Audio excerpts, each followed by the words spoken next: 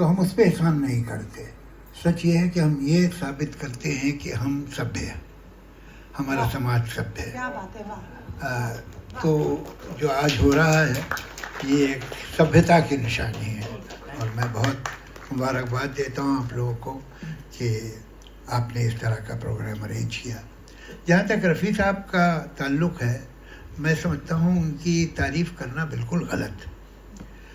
कोई ये कहे कि शेक्सपियर बहुत अच्छे प्ले लिखता था, या गालिब बहुत बड़ा शायर था, या माइकल एंजेलो ने क्या अच्छे अच्छे स्टैचू बनाए हैं, तो सुनने वाला कहेगा कि भाई तुम्हें सब कहने की क्या ज़रूरत है, अभी क्या पता नहीं है। कुछ लोगों की तारीफ़ करने की कोई ज़रूरत नहीं है, बल्कि आदमी बड़ा नादान और बेवकूफ़ लगता है तारीफ़ करते हुए। उनका नाम उनकी तारीफ़ है, आपने उनका नाम ले लिया, काफ़ी है।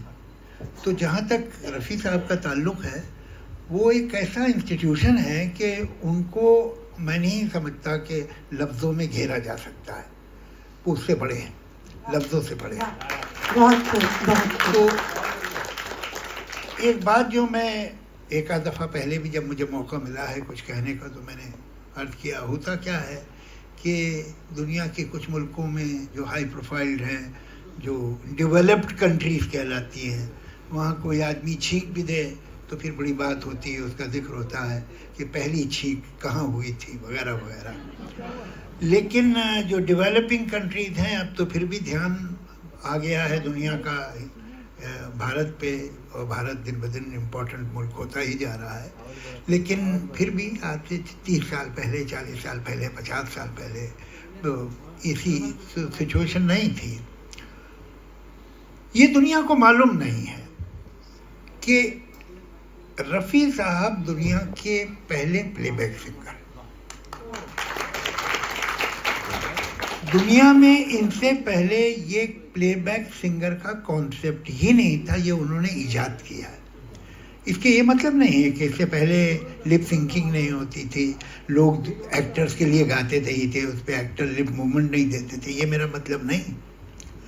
लेकिन जिस सिंगर की, जैसे पुरानी सिंगर थी, जोराबाई थी और दूसरे थे, वो जैसे गाते थे सो गाते थे, और एक्टर उन पे होंठ हिला लेते थे, फिल्मों में उनके गाने आते थे।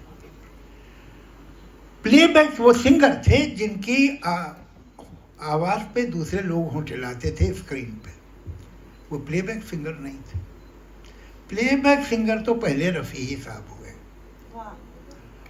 कि जो सिंगर अपनी वॉइस क्वालिटी चेंज करके एक्टर की आवाज़ से मिलाते। क्या बात है, ये तो कभी दुनिया में सुना ही नहीं है, ना किसी ने किया है, ना कोई कर पाएगा।